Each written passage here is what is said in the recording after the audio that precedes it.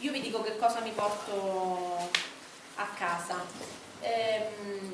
Allora, secondo me, io credo che le campagne della Lega Ambiente siano degli ottimi strumenti per tessere alleanze. Cioè, secondo me la campagna migliore della Lega Ambiente è quella che poi alla fine diventa della Lega Ambiente e di tanti altri soggetti. Cioè, intorno a quella campagna, intorno al logo dell'associazione si mobilita una comunità, e quindi sicuramente dobbiamo vivere le campagne come strumenti di alleanze. Credo che dobbiamo essere più generosi nell'utilizzare le campagne della Lega Ambiente, cioè nel fare utilizzare le campagne della Lega Ambiente. Prima si diceva bisogna collegarle al territorio, no? Cioè ci deve essere una territorialità dell'azione proposta. È verissimo, cioè non può finire il giorno dopo la campagna il tema del momento. Allora, a proposito dei rapporti con i comitati o con le vertenze locali, io penso che molte delle campagne della Lega Ambiente potrebbero essere utilmente svolte laddove ci sono vertenze o questioni aperte, perché ha ragione Maurizio a dire che c'è a scrivere anzi, che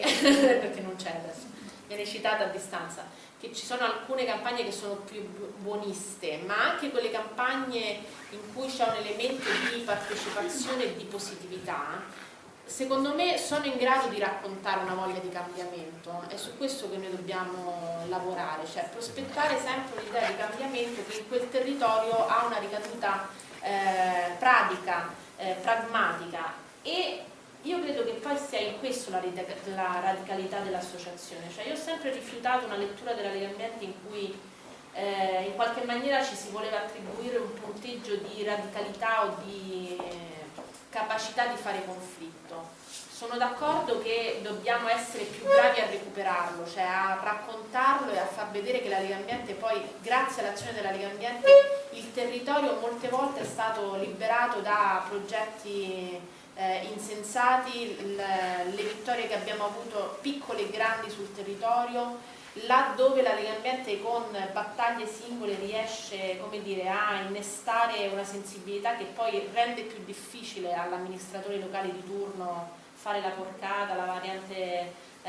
particolare o la mega costruzione edilizia. Di nuovo discussione che stiamo facendo in questi giorni, guardate, è veramente, lo dico io a voi ma in realtà voi me lo potete raccontare quotidianamente, è veramente complicato essere spesso sul territorio l'unico soggetto che non ha un interesse personale o privato, non lo dico in senso negativo, di parte diciamo nell'affrontare una questione. Cioè noi quello che ci poniamo è il benessere collettivo come obiettivo principale. Spesso siamo gli unici che partono da questo punto di riferimento e appunto rimani spesso a fare quel ruolo di mediazione tra le parti contrapposte, che invece dovrebbe essere del politico eletto di turno, che però siccome c'ha la scadenza o del proprio comune o della propria provincia o della regione o delle elezioni nazionali, si sottrae a questo ruolo. E allora io credo che noi dovremmo sicuramente valorizzare maggiormente la nostra carica di contestazione. Con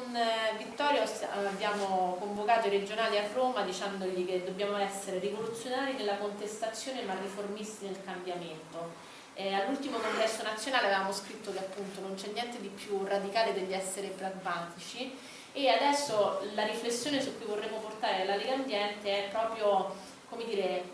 l'orgoglio di rivendicare tutte le volte che abbiamo detto no, ma non per dire no perché noi siamo quelli puri e duri, no perché noi abbiamo un'idea di mondo diverso e quindi ci assumiamo la responsabilità anche di aiutare a costruirlo questo mondo diverso. Credo che le campagne della Lega Ambiente a questo servano, perché raccontano sicuramente un'idea diversa della gestione dei rifiuti, del verde urbano, della mobilità, ma io credo che innanzitutto raccontano un'idea diversa di società, perché è vero che Puliamo il Mondo è una campagna che noi facciamo da 20 anni, ma è una campagna in cui si parla di una cosa molto concreta, cioè del fatto che ognuno di noi può fare qualcosa, che il volontariato non è un'esperienza elitaria per pochi illuminati, che per un giorno tutti possono essere protagonisti, e positiva, ma soprattutto sottolineare il fatto che la forza di Puliamo il Mondo è la partecipazione, cioè la coesione sociale, una comunità che si mette in moto e decide di costruire un pezzettino di cambiamento, non solo per un giorno. E guardate, secondo me è anche la dimostrazione più forte di quanto poi gli italiani riconoscano il ruolo della nostra associazione e quanto, come dire, io credo possiamo continuare a essere sicuri dell'utilità delle cose che facciamo, però Gigi prima giustamente accennava al tema del tesseramento, non sottraendoci a un tema vero che è quello della ricerca del consenso delle posizioni della Lega Ambiente. Allora, l'unico capitale che noi abbiamo è appunto quella credibilità che il Cigno dà al gruppo locale. Quello che noi possiamo fare per difendere l'associazione e per renderla sempre più forte è fare in modo che l'associazione rimanga un'associazione aperta a 360 gradi, che abbia la curiosità di conoscere cose diverse da se stessa, anche di mettersi a servizio, condividendo naturalmente i valori dei soggetti che si incontrano sul territorio, e però appunto con l'idea che fare una tessera vuol dire dare alla Lega Ambiente un'occasione in più per stare sul territorio, per proseguire il proprio operato, quindi